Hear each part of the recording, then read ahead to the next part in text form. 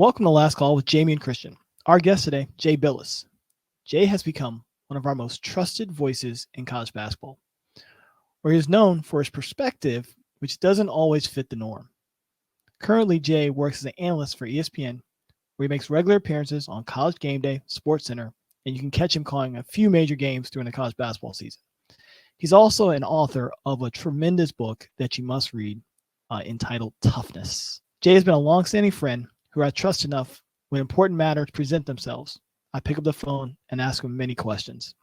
His perspective is always appreciated in my life, and I look forward to sharing more with our audience. Welcome to the show, Jay. Jamion, thanks for having me. Good to be with you. Oh man, it's always a pleasure. You always do such a great job of just allowing us to ask really tough questions, and you're never afraid to answer it. And I feel like in college sports right now, there are way more questions than answers. So again, thank you for taking the time. Of course, yeah. The tough questions.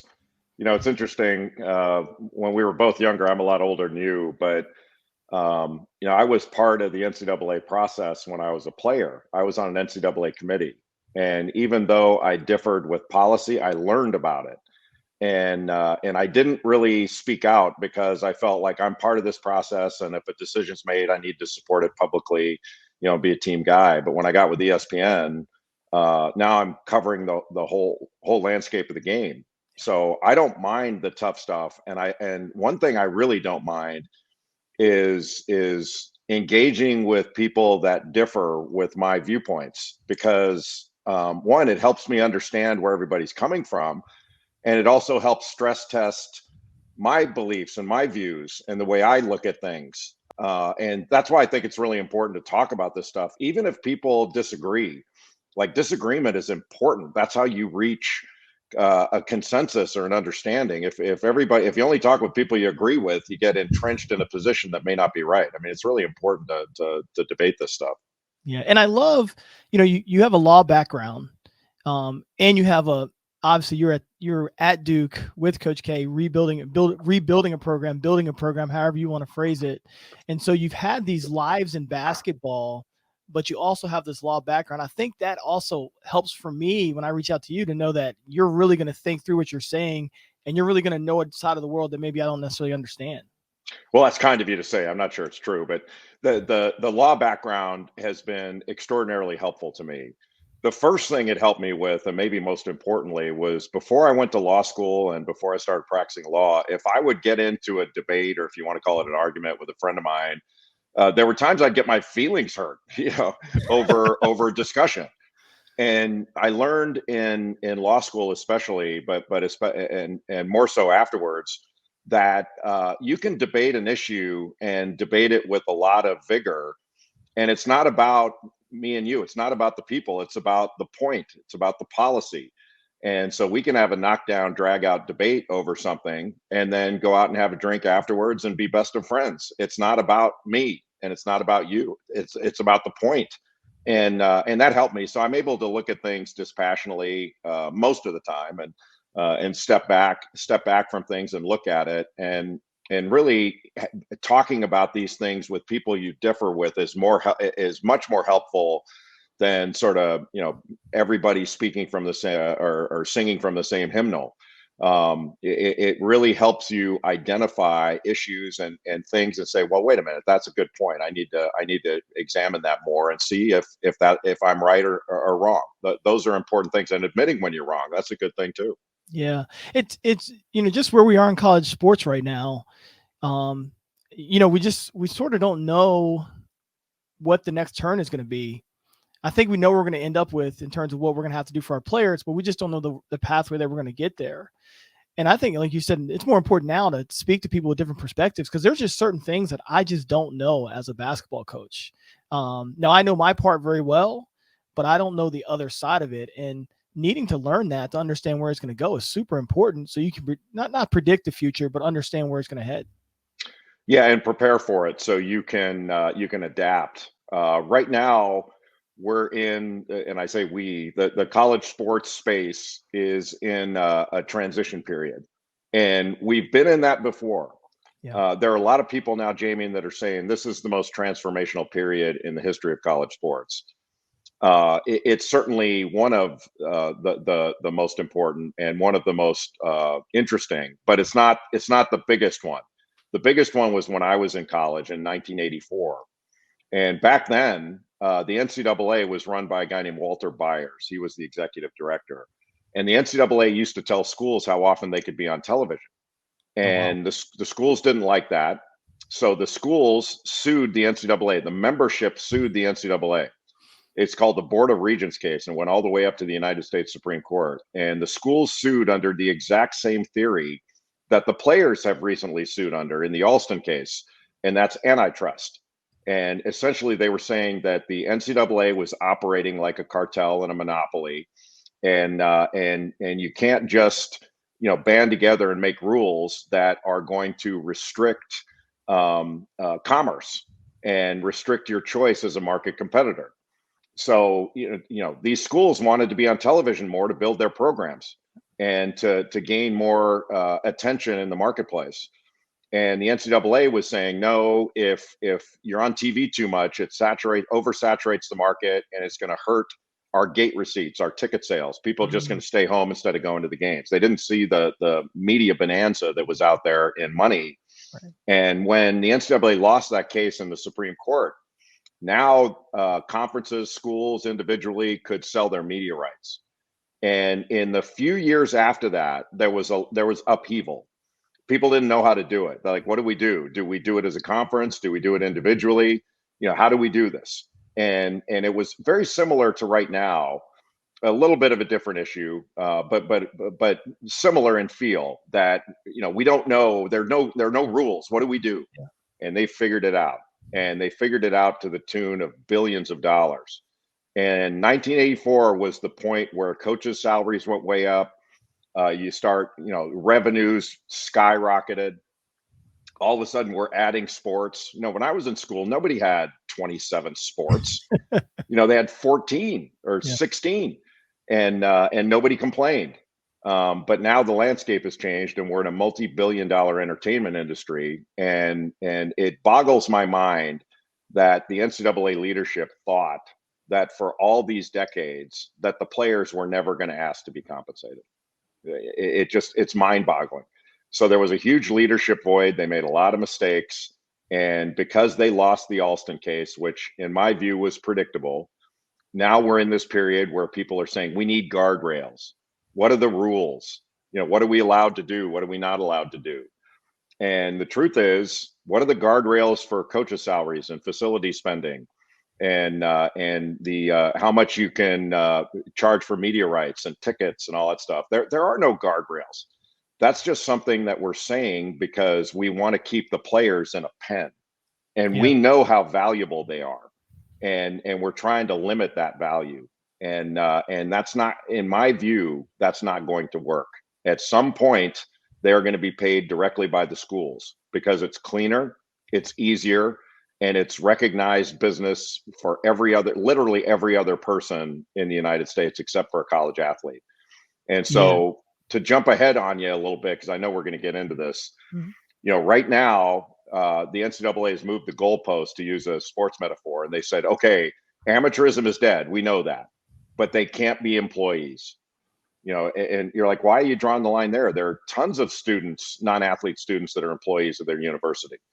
But if you as the coach at a particular school wanted to sign a player to a contract instead of going through what you're doing now, giving them a scholarship, and they have NIL deals, and the transfer portal is active, they can leave when they want now. If you signed them to a contract, you could have a provision in there with a buyout, that they'd have to buy their way out of the contract, just like coaches have. You could have clauses in there for behavior, for academic performance, where you could terminate the contract if certain conditions aren't met. I mean, it really provides a greater degree of control for the university. And it also provides cost certainty. We'll have an established market. It'll be simple. It'll certainly be simpler than what we have right now. And we just don't want to do it. And that boggles my mind in a business this big. Yeah, I'll tell our audience. Like, you educated me on something about this I want to say about 3 or 4 years ago. I was like sitting around reading some stuff about where this could go to, and I just picked the phone up and asked you. I was like, "What do you think this is going?" And I was like, "I think this is going to be really chaotic." And you said, "No, Jamion, like this market will regulate itself once we allow for all the parts of it to happen." And it was like really great advice because I was a little nervous about it. I haven't always been the guy who said, "Hey, we should pay our athletes," because I just couldn't understand how it could work more so. But having that conversation with you, I was like, this is possible. And it is where it's going to go to. It's just about like what kind of regulations that you sort of put in there. And I think in some ways, Jay, it is kind of regulating some. People know what each school, a lot of these schools are offering NIL. So I think in some ways it is regulating itself at some levels, even as we are right, or even as we stand right now. It is, and I think the collective thing that we're going through. I didn't anticipate the idea of a collective, something that was fictionally created as a separate arm of the university, but not associated with the university. Yeah. They are all associated with the university. Right. No collective is going to offer money to a player that the university does not want. So they're communicating. But donors paying money to a collective in order to essentially pay salaries to players, I don't think is going to last. Yeah. It's going to be much cleaner and easier for the university to do it itself. Maybe at some point the IRS steps in and says, money to a collective is not a charitable contribution, whereas money that goes to a school is. Right. So the school could just take the money in from their donors, boosters, whatever you want to call them, and then just like they do with coaches, administrators, employees, any other employee, just pay the players. And that way we'll have a recognized market. Everybody will know what players are worth and what they're being paid. It's really not that big of a deal. And we're making it a huge deal. I mean, I think this is, I believe this is true, that every coach in America knows who they want to recruit and who they want to give a uniform to and who they want to put in the game when they want to win. They know exactly what these players are worth to them. They know exactly what they're worth. And there is, I do empathize with coaches that, look, we're being told by this agent that the player's being offered this much by another school, and we don't believe that. How can we confirm that? I get that. That's fair. And the transfer portal adds a complicating factor to this, because when you want to say that they're students to be treated like any other student, it's hard to tell them they can't transfer. Right. And why should they have a transfer restriction that in years past only applied to 5 sports? It was football, basketball, women's basketball, men's basketball, women's basketball, hockey, and baseball. That was it. And every other athlete got to transfer and be eligible right away. So the NCAA knew that was making it look bad in court, and they went with this transfer portal thing.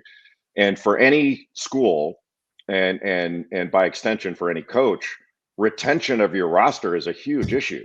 Yeah. Because these players, whether we want to admit it or not, and the NCAA doesn't want to admit it, they're assets of the university. And you don't want your assets walking out the door for zero compensation. And so the transfer restriction was only to deter players from transferring. And now they can go when they want. And so you have coaches saying, well, nobody wants to go through adversity anymore and all that. No player ever wanted to go through adversity. Nobody stands up and no coach ever said, come to my school because we're going to give you a ton of adversity. Like, come here because you will go through a ton of adversity, and that's going to be really good for nobody ever leads with adversity in recruiting.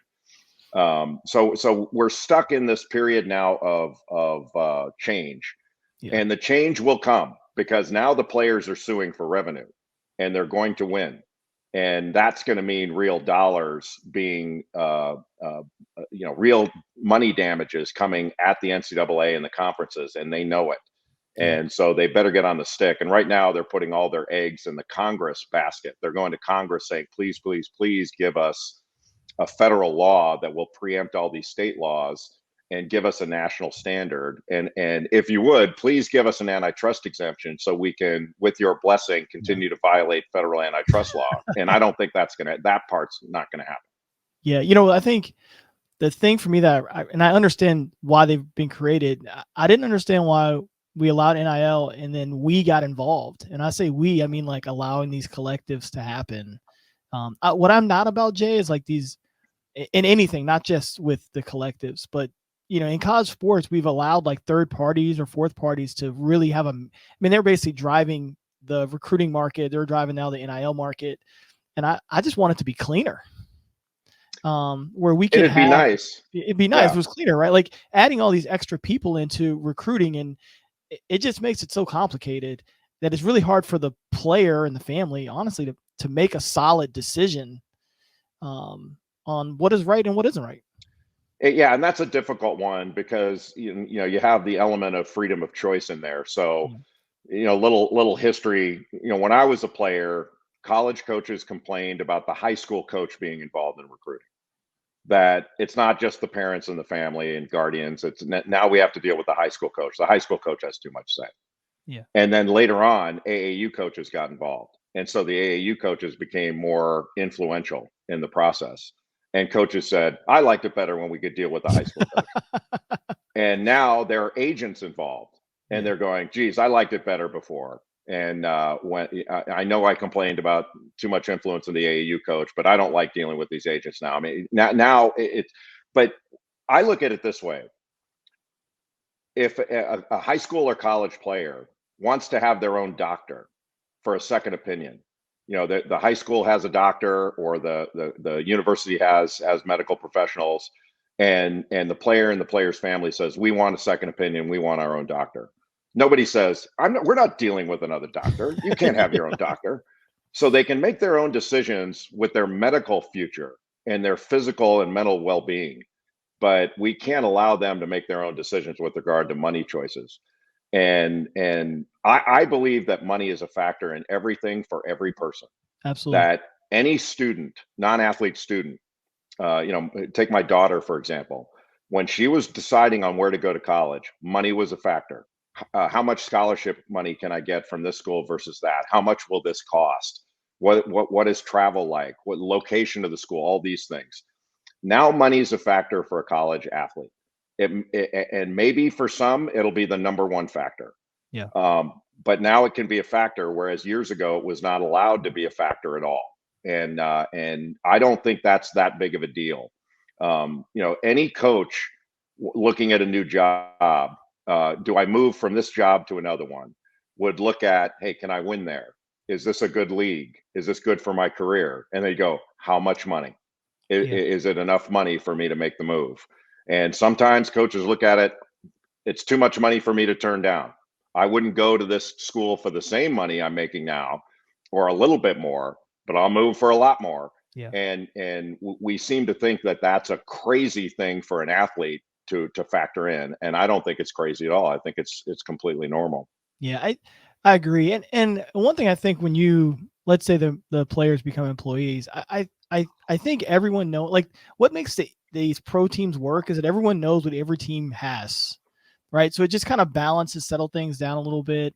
And I think knowing, a lot of times the coaches, and I've been there. I mean, I left CN after 1 year, and I doubled, almost tripled my paycheck in a year, right? So I've been there. I understand it.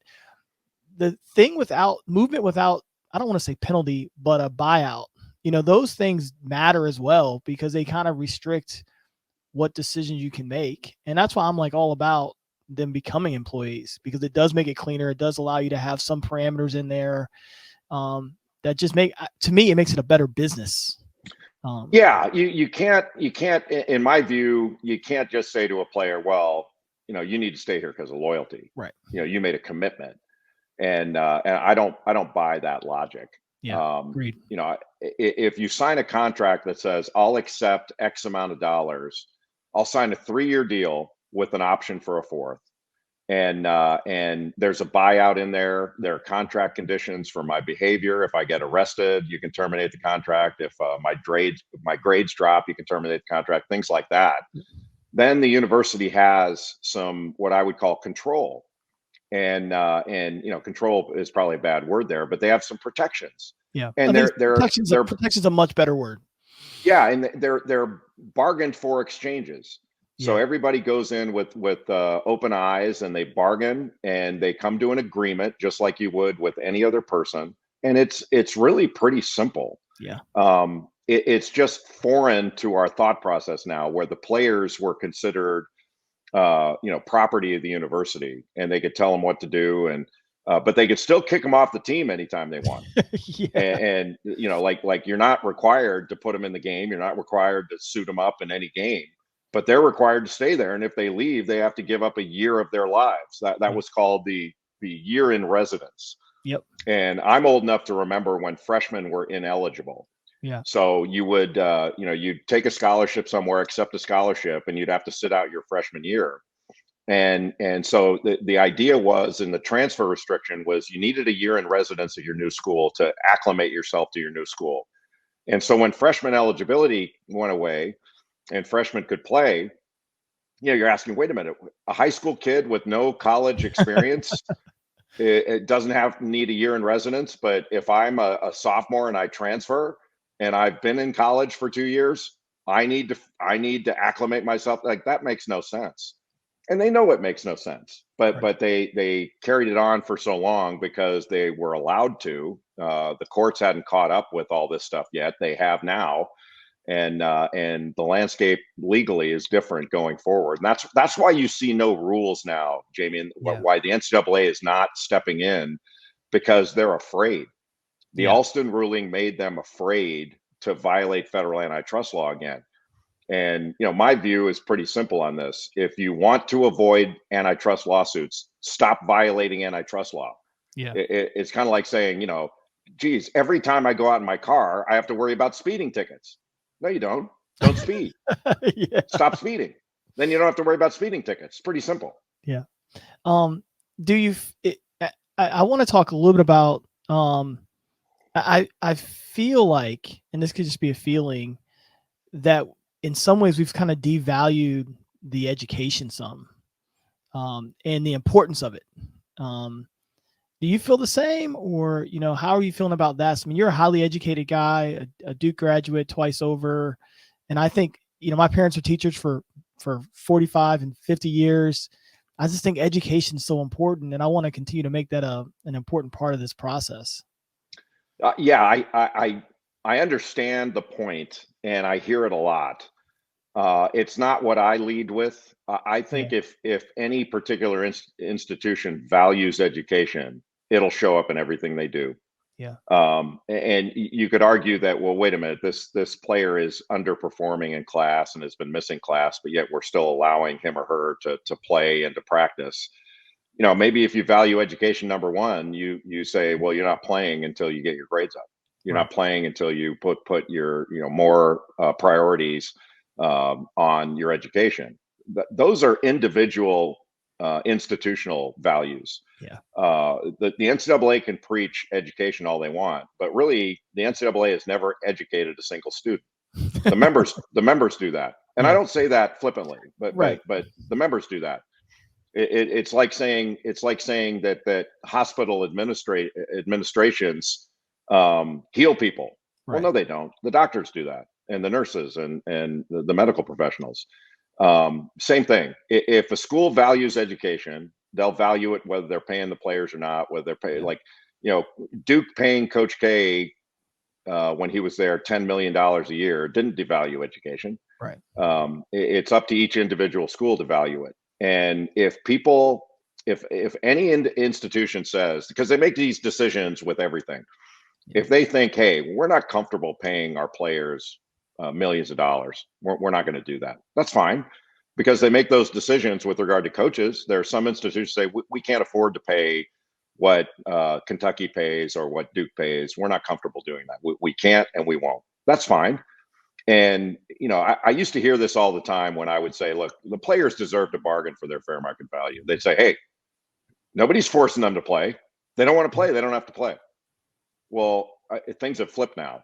So my thing is to the schools, hey, nobody's forcing you to be in Division I and compete at the highest level. You can go down to Division II and Division III.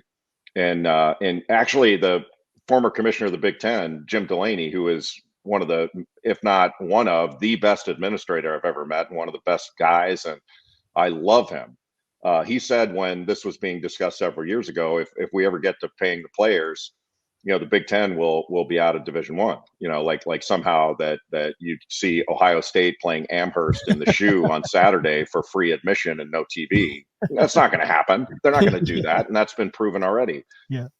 So the doors are open to Division II and Division III if you want to compete on a level that you feel is appropriate for putting education first. And you can be like the University of Chicago. They were a football powerhouse Yeah. in the early 1900s. They had the first Heisman Trophy winner, Jay Burwanger, and they decided we're not doing this anymore. And it's still one of the top educational institutions in the country, but they don't have a big time athletics program, and they're doing just fine. So those doors are always open to anybody. It's free choice. But if you stay in Division I and you're in the Big Ten or the Southeastern Conference or the ACC, you name all the big shot conferences, you're all market competitors against one another. And this collusion, in order to sort of restrict athletes to no pay, is not going to work.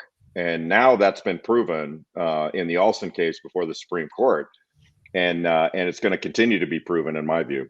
Yeah, I love one thing I do love about where this is going for the universities and colleges is that you're going to have to make a commitment one way or the other.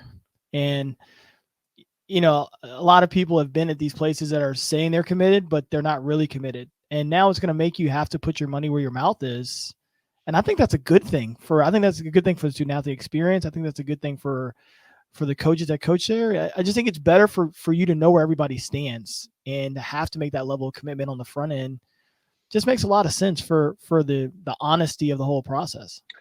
I agree. And going down to the institutional decision, or going to it, each school is going to have to decide, and probably already has, what it's really about for them individually. So you can have a school, you can have Athens and Sparta, a school that says, hey, we're a football school, and we value athletics as much as we value our English department or our science department, things like that. You can have that. But you can also have other places that decide, no, we're going to compete. We want to win and do well, but we're not going to do it at that level. Those are individual decisions that need to be made by each school, just like each school decides, we're not going to build these big facilities. We're just not going to do that. We want to win, but we're not willing to do it at that level, or we're not going to pay our coaches $8 million. We're not doing that.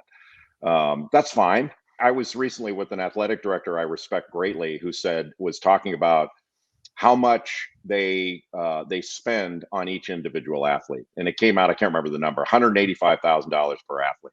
Yep. And they were factoring in, all right, private travel, the food they provide, things like that.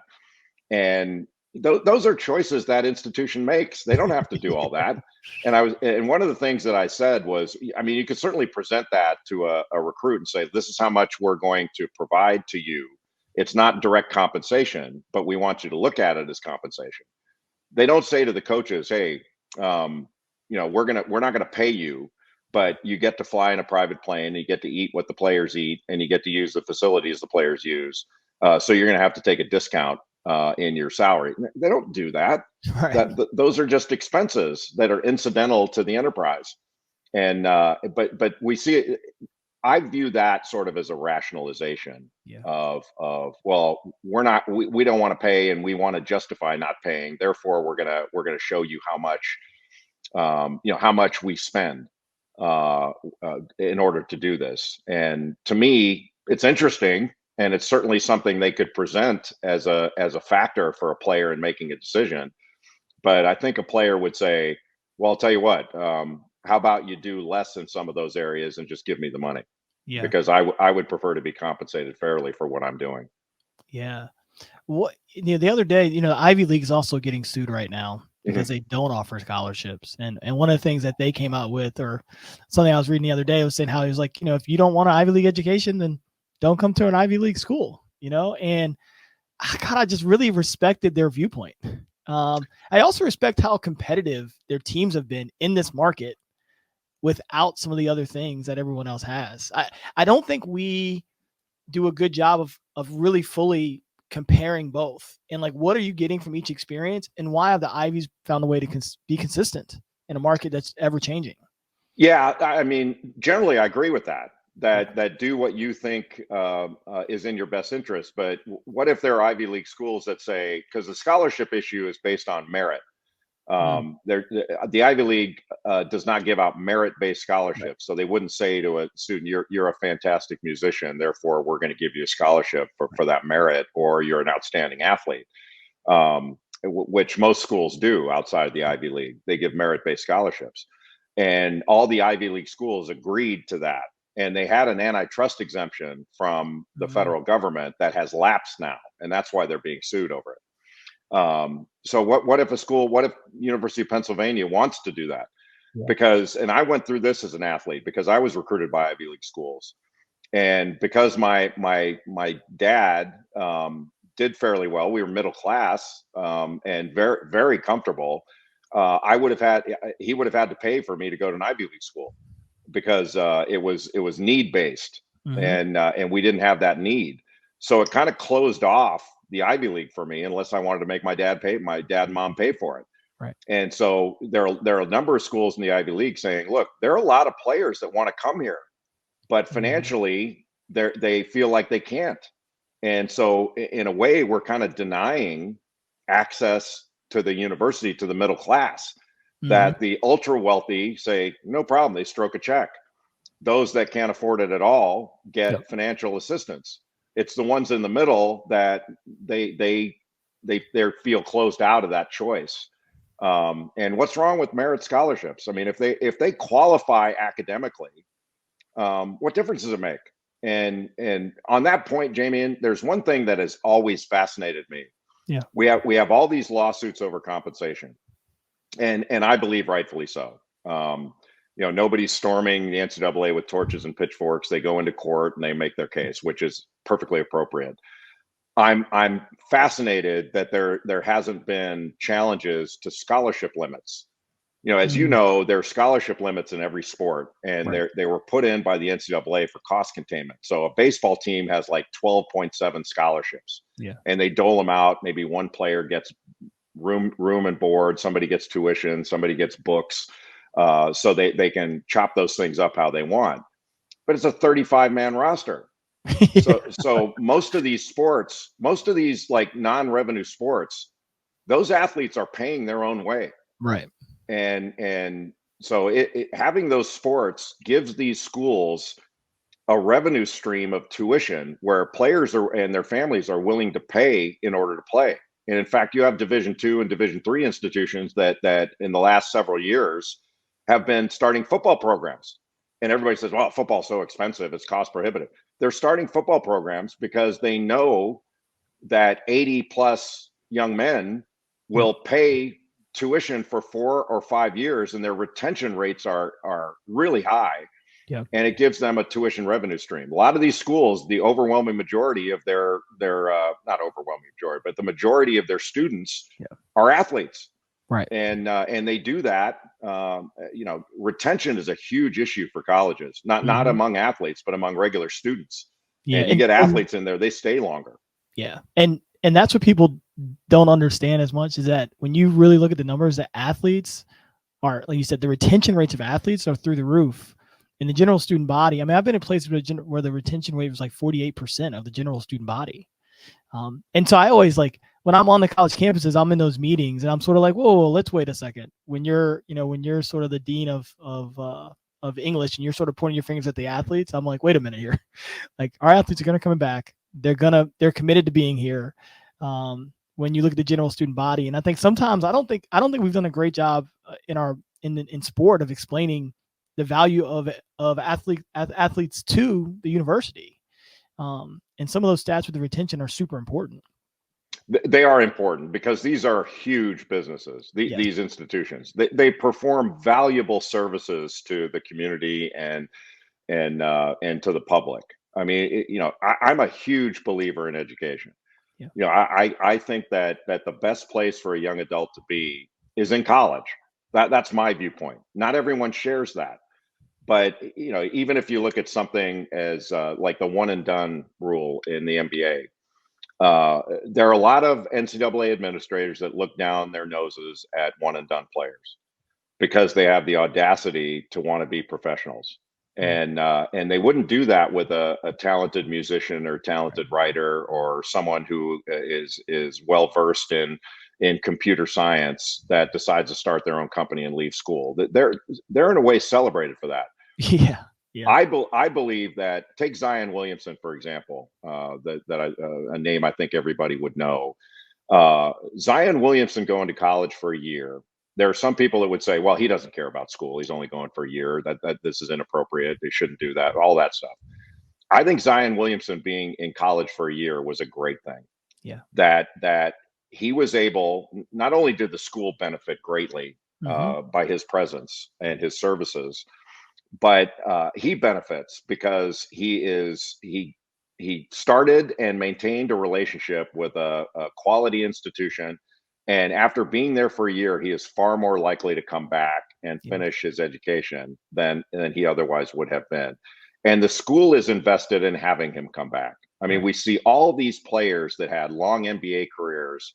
It doesn't get a lot of publicity, and maybe it shouldn't. It's not that big of a deal, but it's a great thing.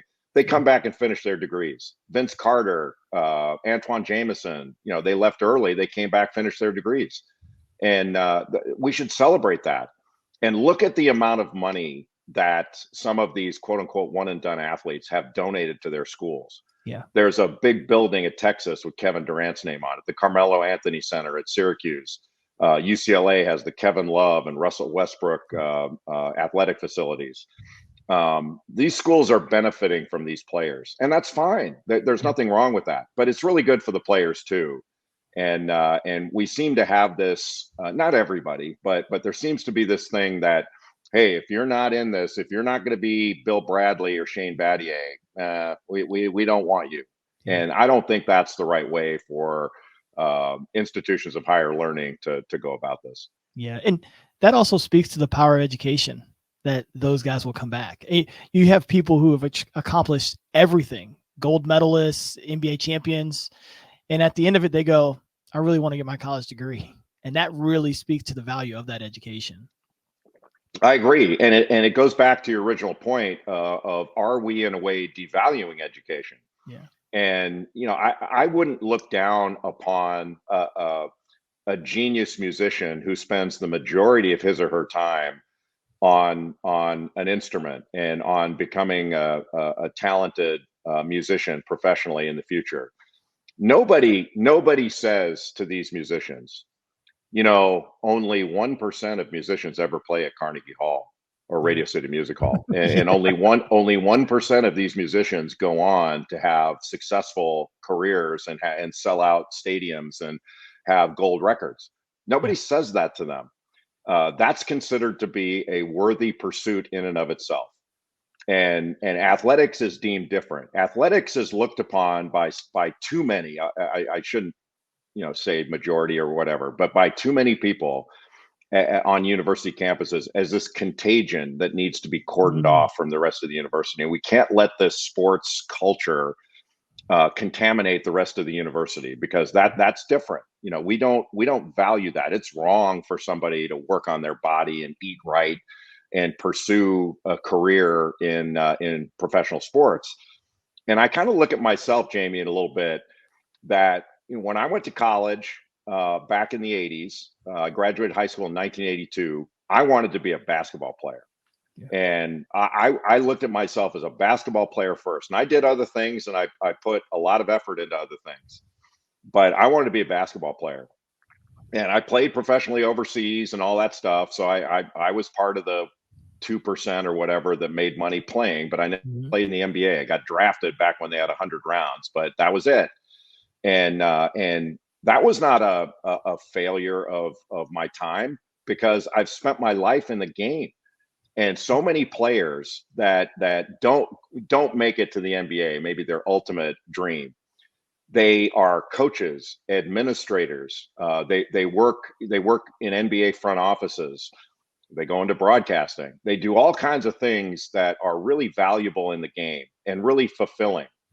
And we seem to look down on the experience a little bit and try to cordon it off and say, well, this isn't important. If we go with that theory of, well, only 2% of athletes ever play beyond college, yeah, then why are we spending this much money and doing all this? And the reason we are is because it's incredibly valuable to the university. Yeah. It's valuable for institutional advancement. It's certainly valuable for revenue generation. They're doing it because it's a multi-billion-dollar industry. And one last thing on this, I hear this all the time. We don't want college sports to be the minor leagues for professionals. Well, you don't have to worry about that. It's not a minor league. Minor leagues don't make billions of dollars and have multi-billion-dollar media contracts and pay their coaches millions. This is major league in every regard, and it's a direct competitor to the NFL. Like the Southeastern Conference is a direct competitor to the NFL. Yeah. And in football, and all these conferences are competitive with the NBA. It's not minor league in any way; it's major league. Yeah, I want to transition some, because I think you've had this amazing life in basketball. Like when you look through your stuff, it's like, one of the best players coming out of California, jump into Duke with Coach K, a young Coach K, and you guys have been able to move that program to where it is today. On the ESPN and all the things you've been able to do there. When you look back at Duke, let's just start there. What do you, from the time you committed there at 18 years old to where it is now, what do you think? And how do you feel about that? I couldn't have imagined that committing to Coach K, and that's what I did. I shouldn't look at it this way, but I do, and I always have. I didn't commit to Duke. I committed to Coach K. I wanted to play for him. Yeah. The coach I played for was the most important thing for me coming out of high school. I didn't have a great experience with my high school coach, and I figured that the only time in my basketball life I'd get to choose who I played for was when I went to college. Other than that, you don't have any choice in who your coach is. I didn't have a choice in my high school coach, or I would have made a different one. But I got to choose my college coach, and I was not going to make a mistake there. Yeah. And when I look at the experience I've had, and it has been amazing for me, it all comes down to Coach K. That my life would be totally different if I didn't have Coach K in it. I wouldn't have gone to law school. I don't think I wouldn't have met my wife. It would have been totally different. I don't think I'd be selling pencils on the street. I think I would have been fine. Yeah. But it wouldn't have been. I wouldn't have had this rich of an experience. And for me to have played for him when he was young, my first year at Duke was his third year there, and he stayed there 40 more years. And so for me to have that relationship with the school through him, because if he had left and gone to the Lakers or something in the 90s or the Celtics, whatever yeah. jobs he looked at the time, my relationship with the school would have changed. And he's been the hub of a very successful wheel for a long time. And it's made my relationships with my own teammates better. And I've become kind of really close friends with guys that played 20 years after me. It's been an incredible experience, but the timing of it is really key. That I tell this to the players now when they always ask the oldest horses in the barn to come back and speak to the players, and they're going, "Who are you?" But you tell them, nobody's cornered the market on love for this place. Yeah. The only and they played for Coach K. The guys in the last couple decades played for a better coach than I did, because he kept getting better, which you would expect. So they don't love the university more than I do, but I've loved it longer. And I'm not saying I had a better relationship with Coach K than they did, but I've had one for longer. And the fact that I've had that relationship with him in my life as a coach, mentor, friend for 40 plus years, how could you, if you measure your life by the quality of people in it, how could my life be any better? Yeah. You probably don't know this about me, but I grew up a huge Duke fan, huge, at the right time. Those 90, 91, 92 teams were like the first teams I had a chance really to watch. And you know what I remember about Coach K? I remember how he hugged you guys. I know that seems so small, but his embrace of those teams, you could feel, now you have the documentaries, and you could feel that they needed him at that time, but he also really needed them. And I think that's a beautiful thing when you have that kind of connection with a group of people. You could feel like his emotion and see his emotion. And that's always been pretty neat, being able to look back on those. It was I agree. It was a great experience and has remained so over the years. It didn't stop when we graduated and left the program. You never leave the program, and that's a really cool thing. And you always feel welcome back and a part of it. To me, it was like investing in Microsoft in the first Yeah. year. It just keeps paying off. And the market never dips when you're involved with Coach K. It's been a tremendous experience. But maybe my favorite thing about Coach K is, he always listened to what you wanted, not necessarily on the floor. If I wanted more shots, I wasn't going to go very far. But he really helped me. He helped me get into broadcasting. He helped me go to law school. He hired me as a graduate assistant. He was very invested into what we wanted to do, and he's not the only coach that does that. But it's amazing, and he's amazing. And the hug thing, like if you weren't playing well, you heard about it on the court, you felt it in practice, but after practice, he wasn't any different with you. It was always there was no difference in whether you were having your best time as a player or your worst time off the floor. And you had player meetings, and he was always he had empathy. Like, I think one of the great things about the best coaches is they have respect for how hard it is what the players do. And like, coaches don't have they don't have opponents. So Coach K is competitive and as competitive as anybody I've ever met, but he doesn't have anybody physically trying to stop him from doing what he wants to do. The other coach isn't guarding him when he's trying to call a timeout. There's no physical component to what he does. You're telling a player to do something, and the player's got somebody actively trying to stop them from doing that. Yeah. And he was always really respectful of how hard it was. His expectations were really high, but he knew it was hard. And we knew he knew that. So when he was telling you to do something and do it at a higher level and with more intensity, whatever, you knew he knew it was hard. And I always respected that. And you could feel it. Like, he was in it with you and for you, not just for him. He was the leader, but he never came across to us as this is a my way or the highway thing. It was a we first mentality, and it came from him. And in a lot of ways, he was a confidence giver rather than a confidence taker. There are a lot of coaches out there that hardly ever catch you doing something right, and he caught you doing something right. And I always valued that. Yeah, the leading with love in a competitive environment. It's hard to find people that can really appreciate what that does. Love, I always say love expands, the negative restricts. And when I watch those teams through the years, and again, I feel like I grew up with Duke basketball, watching it emerge where it is now. That's what really jumps out to me, is that it's been able to expand because it's been really built on the right stuff. Yeah, the off-court stuff was really important. How you behaved, all that was front and center. Yeah. But also, to your point about the competitive aspect of it, Coach K wants his players to ball out, and he wants you to play without fear and to play instinctively. And it's different levels for every player, but you had the freedom to play to your ability level. Mm-hmm. So the star players had more freedom than a guy like me, and everybody understands that. I understood it. It wasn't a problem, but he wasn't trying to hold you back. Right. He was trying to provide you with the means to play at a higher level and to accomplish more. And that's why he had a saying, you say next play all the time, next play.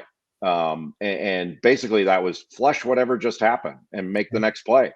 Like, we can evaluate all this stuff later. We'll watch film, but don't beat yourself up over a mistake and take yourself out of making the next play. And don't be too celebratory about doing something great and get satisfied. You have to make the next play. And it became a mantra for me. I say it to myself all the time. You make a mistake, all right, next play. And you move on. And that's been really helpful. And it's sort of that mindset that he provides of achievement. It's in a disciplined way. Like, he's a tough guy, really tough, but the tough nature never overwhelmed like you said, the love. Like he loves his guys. Doesn't mean he doesn't hold you to a high standard. He does all the time. But every criticism, every correction is coming from the right place. And he had a great way of, like, he never called you a name.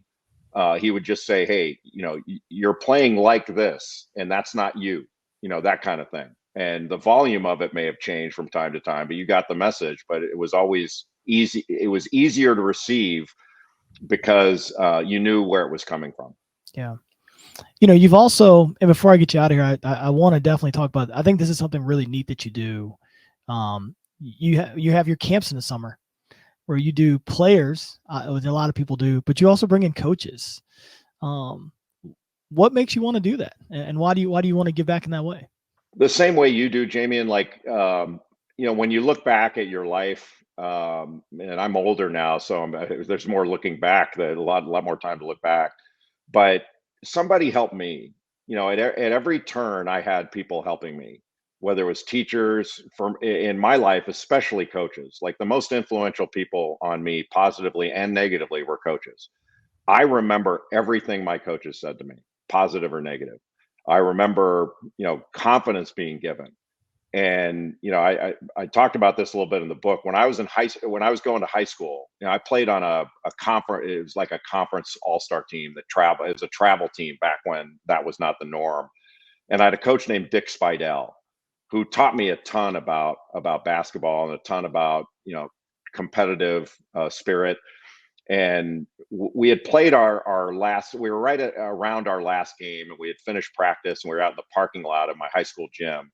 And I was about to go to high school at Rolling Hills High School, which is like 2,400 students, big high school. And I was nervous about going there, and, how would I do as a player and things like that. And he had mentioned something about it. And I said, do you think I can make the team? And he looked at me and said, make the team. He goes, you're going to be the best player this school's ever had.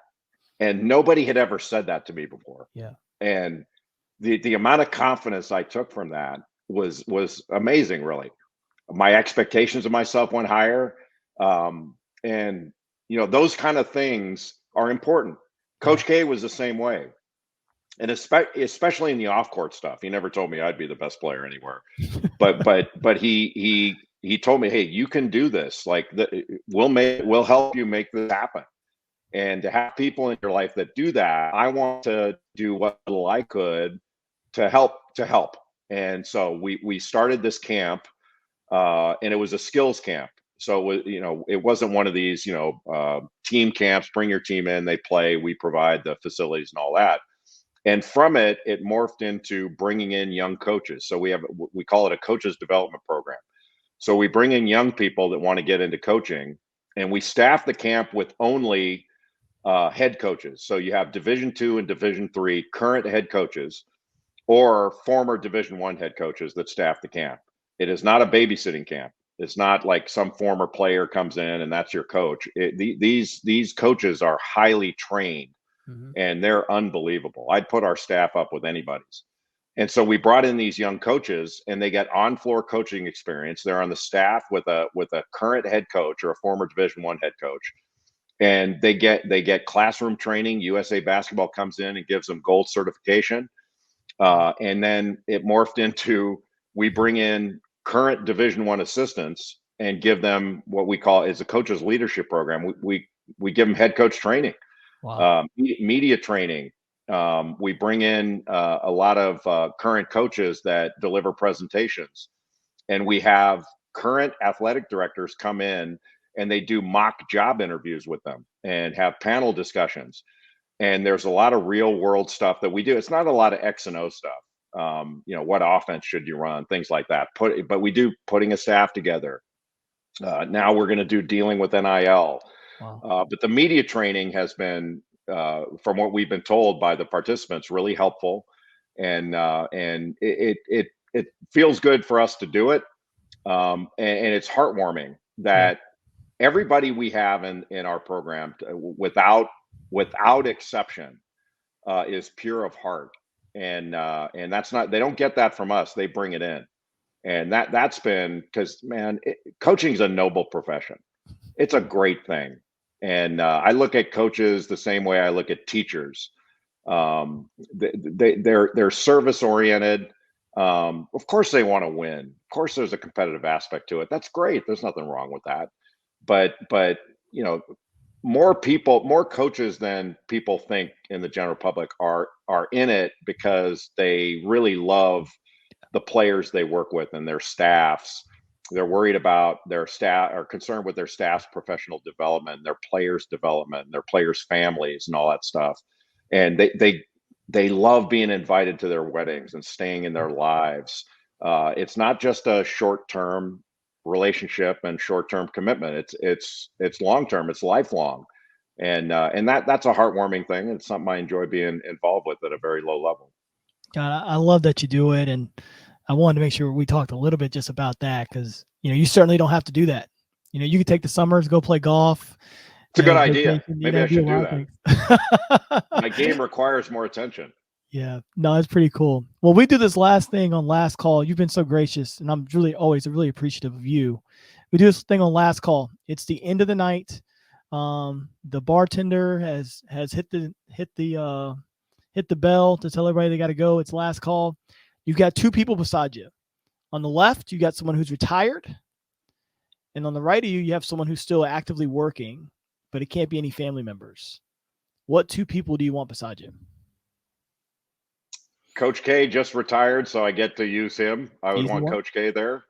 And one, we drink really good wine, especially if he's picking up the check. And the other who's still working would be Tommy Amaker. And that may violate the family rule because he is a brother to me. Yeah, I've never had a teammate better than Tommy Amaker. The only other guy that compares to Amaker in the teammate realm is Reese Davis at ESPN. Those are the two best teammates I've ever had. And Tommy's been a lifelong teammate. And you talk about somebody who is he's an extraordinary human being. He was a great player and a great leader. And they're Johnny Dawkins and Mark Allery, David Henderson, that class that came in 1982, we get a lot of credit for, and some of it's nice and some of it is misplaced because maybe no other player was as responsible for Coach K getting the program off the ground as Tommy Amaker was. When he came in and took over the point and Johnny Dawkins moved to the shooting guard, that's when we took off. Yeah. And we took off because of Tommy. Extraordinary player and extraordinary leader. And I wish my kids were smart enough to get into Harvard because having them around Tommy Amaker every day would be, you couldn't put a price tag on that. I love it. Well, Jay, you've been gracious, man. We're so appreciative. Where can people find you at? Hopefully they won't. Yeah, I mean, I'm everywhere. So I'm on Twitter, Instagram at Jay Bilas, and if they need a divorce or a name change or a speeding ticket taken care of, they can always call my law office. I'm more than happy to help out with those. Thanks for joining us today on Last Call. Thank you, Jamion. Always great to be with you, brother. Thank you for joining us on The Last Call, powered by Speakeasy, where careers grow through relationships and relationships grow through Speakeasy. We hope you enjoyed it, and we look forward to connecting with you soon.